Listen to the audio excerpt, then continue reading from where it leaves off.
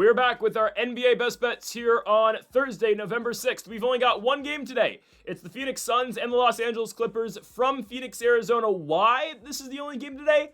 I don't know. I don't get it. We are, 7 games in the NBA season and we're doing a 1-game day. I don't understand. So you know what? We're going to treat this like we did, the NBA Finals, like we just did with the World Series, where we have one game. So we're going to talk about the one game and do 3 best bets for the one game. Again, tomorrow there is a full slate of basketball, be it the NBA Cup game, so we can get excited for that. But today there is only one game in the National Basketball Association, and it seems like, again, Adam Silver really wants you to watch Clippers and Suns, but hold on, there's no James Harden for the Los Angeles Clippers.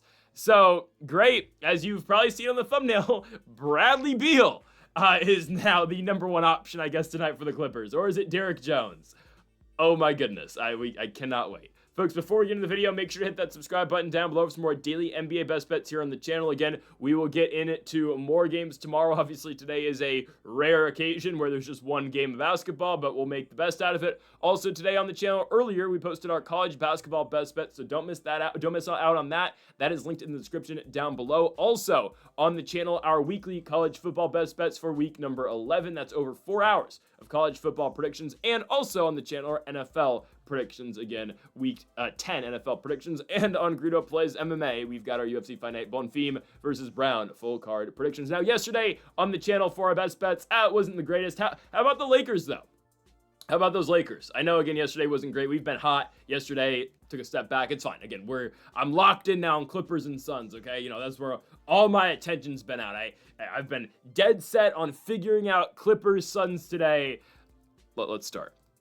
First bet of the day, we're going to do 2-player props, and then I'm going to give out the money line pick who I think is going to take it home. First bet of the day, Derrick Jones Jr. over 11.5 points. So like I said earlier, who's the number one guy tonight for the Clippers? I don't know.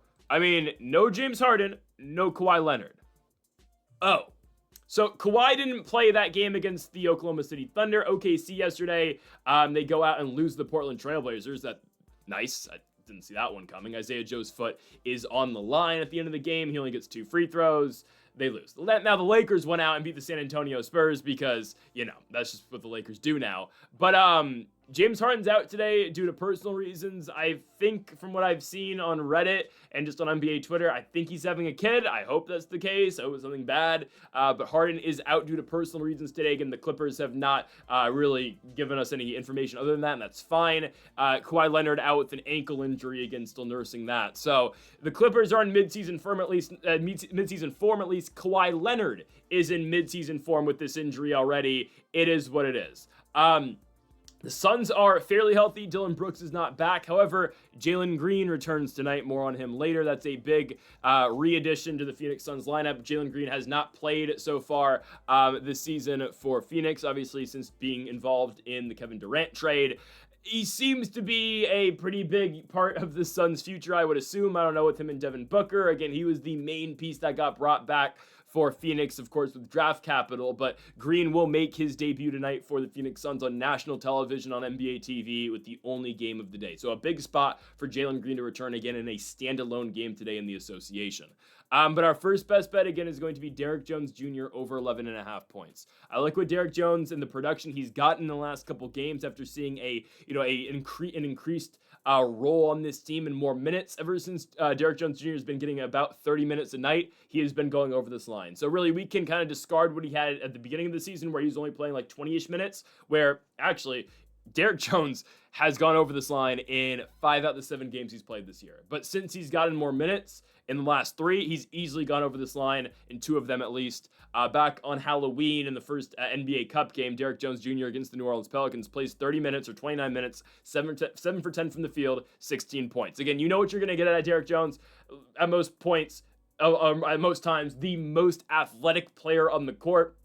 He's able to finish really in any spot. Again, probably the most gifted player in terms of athletically wise and, driving to the hoop. You're not going to find many better finishers than Derrick Jones Jr. So 29 minutes against the Pelicans, 16 points. Against the Miami Heat, 27 minutes, 12 points, 5 of 6 from the field, 1 for 2 from the 3-point line. Again, we don't need many points I'd have Derrick Jones Jr. We just need 12, just like how Klay Thompson literally shot a three-pointer backwards yesterday, but still found a way to go over his player prop. Of course, it's fine. It's okay. It's one game, whatever. He's still washed. I guess he's better off the bench a little bit. I don't know. Last game for Derrick Jones, again, no Kawhi Leonard, no problem, because you got Derrick Jones Jr. 16 points, 3 of 7 from beyond the arc, 5 of 12 from the field. Again, 28 minutes, 16 points. We'll take that. That was with James Harden on the court. And if you watched that Clippers Thunder game the other night on NBC, the late night spot at 8 o'clock, James Harden himself went on a 12-0 run at the beginning of the game. James Harden is everything for the Los Angeles Clippers. You take him out of the equation, who is going to step up and start scoring?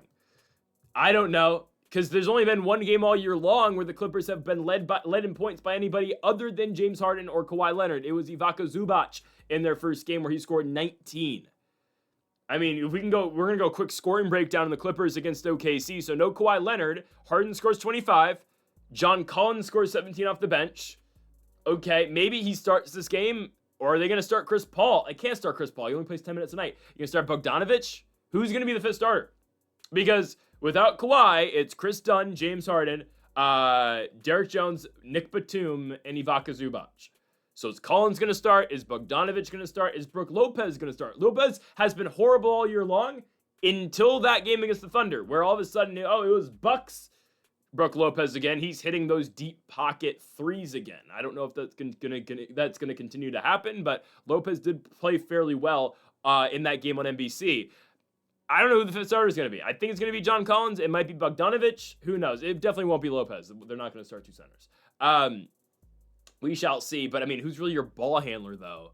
You probably need to start Bogdanovic. I think they're going to start Bogdanovic. They have to. It's going to be Bogdanovic, Dunn, Jones, Batum, Zubac. Oh, my goodness. Wow, what a lineup they're throwing out tonight. But, again, who scored in that game against the Thunder? 17 for John Collins off the bench, 11 for Bogdanovic off the bench, 12 for Brook Lopez off the bench. He hit 4 threes. Derrick Jones scored 16. Harden scores 25. They don't get much scoring out of their starting lineup. Dunn scores 6 in 30 minutes. Zubac scores 7 in 26 minutes. Batum scores 3 in 18 minutes. Yikes. I mean, right? Like, someone's got to score. Guys, even in a game where the Clippers scored 80 points, right? I mean, someone's got to make up those 80 points. And yes, they had a game this season actually where they scored less than 80 points. They scored 79 against the Golden State Warriors. My point with all this being, the points have to come from somewhere. I think it's actually going to come from Derrick Jones. We've seen a more aggressive Derrick Jones in the last couple of games. We've seen Derrick Jones take those three-point shots and not be afraid to take those three-point shots, especially, again, you need some scoring without Kawhi Leonard. Well, there's no Kawhi tonight. James Harden's not with the team. There's Bradley Beal, I guess, who did not play in the Thunder game, so it's the Bradley Beal revenge game tonight against the Phoenix Suns. Oh, my goodness. Bradley Beal, though, guys, has not cracked 13 points yet all year long. I mean, the Bradley Beal point totals this year, he's only played 20 minutes every single game he's played. 5, 6, 9, and 12. Oh my goodness. Wow. Yeah, I'm going to go Derrick Jones because I don't know who else scores. I think it's going to have to be DJJ. Take Derrick Jones Jr. over 11.5 points from Phoenix. I think, yeah, somebody's got to score for this team. I'm going to go Derrick Jones. Next up, we move on to our second player prop of the day. Welcome back, Jaylen Green. I feel like this line's way too low. His points prop today, I believe, is 12.5. I'm going to go with the PR just because I think he's going to get rebounds because I'm looking at the Clippers lineup. I'm like, who's going to score? There's going to be a lot of missed shots today, so I think there's going to be rebounds for everybody. And I get it right. Jaylen Green is not obviously a big. He's 6'4", but rebounds are going to find ways to get to him, obviously. I mean, it's basketball. Rebounds, yes, are random at times, but I feel like Jaylen Green, who last year averaged 5 rebounds a game, I'm going to take that additional boost, I think, in terms of, he can get boards, he'll be fine there. Now, okay, this line's very low for Jaylen Green, and off bat, you can say, oh, well, this is a guy who averaged 21 points a game last season. Why would his straight points line be 12.5? Well, it's because Jaylen Green is the most bipolar, inconsistent basketball player of all time, okay? There are games where if Jaylen Green is hot, he is on there's very few guys in the league that look better than Jaylen Green when he is hitting all of his shots, when he's playing with confidence, and there are other games where Jaylen Green goes out there and only attempts either doesn't attempt shots, doesn't even try to put up shots, or can't hit anything. I mean, this was very apparent last year in the playoffs. The Houston Rockets played a 7-game series against the Golden State Warriors. They got one good night out of Jaylen Green in a 7-game series. To a point where in the fourth quarter at the end of the series, they weren't playing Jaylen Green in crunch time in the fourth quarter. They weren't playing him because they had no reason to play him because he was not contributing anything to their team.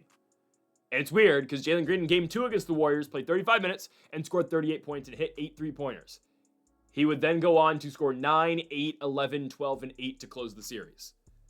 Again, it is very weird what Jaylen Green does on a nightly basis. Same thing in the regular season. He was much better in the regular season, don't get me wrong. He disappeared in the playoffs. Again, he averaged 21 points a game for a reason last season. But there's the fear of the unknown at times with Jaylen Green. Because, yeah, he's a really good scorer, but what happens on an off night? Well, he doesn't do anything offensively. And the last 5 games we've seen him play in the postseason, he couldn't crack 13 points. Sound familiar? Bradley Beal. Now, it's his first game of the year, and sometimes you just need to change the scenery. I think that's a very big thing in sports sometimes. Hell, again, I know this is not an NBA thing, but look at the National Football League, right? Look at all the success Daniel Jones is having in Indianapolis, Sam Darnold is having in Seattle, / obviously last year in Minnesota. Look at Baker Mayfield in Tampa Bay. Maybe that's the same case about Kyler Murray. Who knows, right? Maybe Kyler just needs to get away from Glendale. Maybe that's the case with Jaylen Green. It's not like he was a bad player in Houston. He just didn't show up when they needed him to, and obviously there was no reason for them to keep Jaylen Green when, okay, we can go win now move for Kevin Durant. Don't forget, though, Jaylen Green's 23. He's 23. He's only been in the league now this is his 4th year. I mean, are we really giving up on the guy right now? And I get it. Again, there's some weird stuff around Jaylen Green off the court. I mean, he was... I don't know if is he still with the 42-year-old who had a son older than him? Is that not weird? I don't know, but it's fine. Is it fine? I don't know.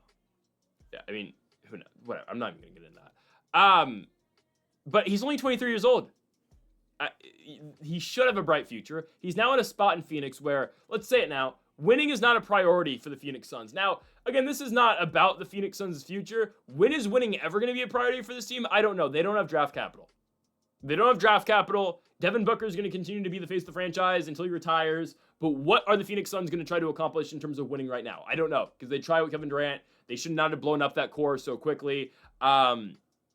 Obviously, when they sold CP3 and Ayton and whatnot, I don't know why they blew it up so quickly. Whatever, to get Bradley Beal. Okay. I don't know what this team's going to try to win. My point of this being, though, right now, there's not a focus on winning for Jaylen Green. So there's no, okay, we have to go in a playoff game. No, it's retool yourself, put up good numbers, and either be a part of this team's future or play yourself into a bigger contract somewhere else. That is what the goal, I believe, should be for Jaylen Green.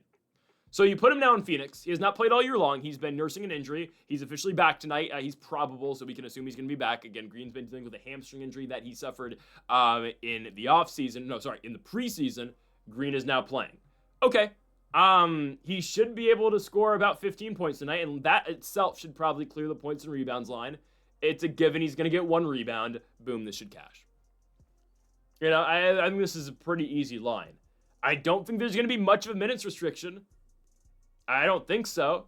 I mean, it's a hamstring injury. This is not, hamstring injuries aren't like, knee injuries and whatnot. Like, it's hard to retweak a hamstring. If you're good to go, you're good to go, Because if the Suns still thought there was a chance of him, either re-pulling the hamstring or re-aggravating the hamstring, they wouldn't be playing him.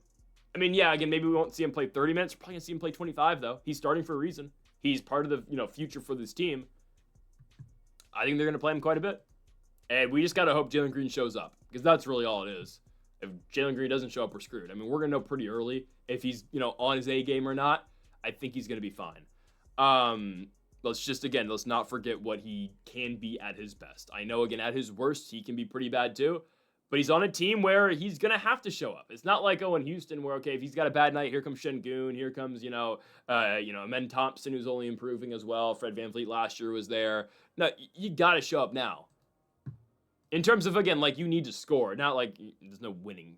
You don't need to win right now. But it's D-Book, it's Jaylen Green, and it's Ryan Dunn who's not going to score. Mark Williams, obviously, underneath the hoop. But there's not many big scorers in this team. So Jaylen Green, again, it is go time. It is time for you to be a leader on this team. And I think he's going to be exactly that in this game. I'm going to go Jaylen Green over 15.5 points and rebounds in his first ever game as a Phoenix Sun against the Los Angeles Clippers. On to our final best bet of the video, and the bet I like the most of the video. Phoenix Suns money line. Yep, probably the only time all year long I would be this confident in picking the Phoenix Suns, but here I am. I don't see how the Clippers win this game. I don't know how they win this game. You are down your two best players. You have already looked atrocious this season. So how are you going to win this one? These two teams will play again on Saturday in the Intuit Dome on ESPN. I assume the Clippers will win that game. I assume Kawhi will probably be back for that game. I assume Harden will be back for that game. Dillon Brooks might be back for the Suns. He's still out this game, but it's a game that I'd actually expect Los Angeles to win. This game, I don't know how the Clippers beat the Suns. Who's going to score? Bradley Beal's going to score? Again, we think Derrick Jones is going to get 12 points, but I don't think Derrick Jones being your leading scorer is going to result in a victory. Sure, Zoo might be a big factor, but you get a Suns team that's quietly been playing better. I know they lost on Tuesday on the road in San Francisco against the Warriors, but what happened in their two prior games? Well, they beat the Jazz on their own home court. They beat the Spurs in Phoenix. Every game the Suns have played so far in Phoenix, they've played well in. They've lost one game in Phoenix so far this year, and it was by 1 point to a game-winning shot by Ja Morant. Their other games at home, they beat the Sacramento Kings. They came back from down 20 points. They beat the Kings. They beat the Utah Jazz. They beat the San Antonio Spurs, right? There's only two teams right now in the NBA who have beaten the Spurs. It's the Suns and it's the Los Angeles Lakers. Shout out to Luka, best player in the league, right? The Suns are 3-1 at home, and they've lost one game by 1 point. I'm really not too concerned here. And Devin Booker has continued to be a premier player in the sport. And that's what D-Book's going to continue to be now. Right? I mean, Booker's already the all-time leading scorer for the Suns. He's only 29 years of age, and he's probably going to average anywhere from around 28 to 30 points this season. He's already averaging 31. It's because he's on a team where he's the only option. And yes, Jaylen Green's going to provide too now. But other than Jaylen Green, who else scores? So D-Book's going to continue to put up big numbers. He's going to be an all-star. He's probably going to be an all-NBA player. It's now, there's no Kevin Durant. There's no one else. I mean, you are the guy again. And D-Book's always been the guy in Phoenix, but now this is just going to be a part of his career until, I don't know, he's 33 and this team can start winning, where it's going to be, okay, another All-NBA year for Devin Booker. Okay, Booker's an All-Star again this season. He's the only thing that's really happening in Phoenix. Don't love the Suns otherwise. In this specific game, though, this game is so catered to the Suns winning to the point where minus 130 actually feels like it's a highway robbery to me. That's why I'm a little concerned, like, what do the odds makers know that we don't? Because on paper, this screams Phoenix Suns. It's not like the Clippers are a good team in general, but without their two All-Stars and without their two best players, I mean, what are they now?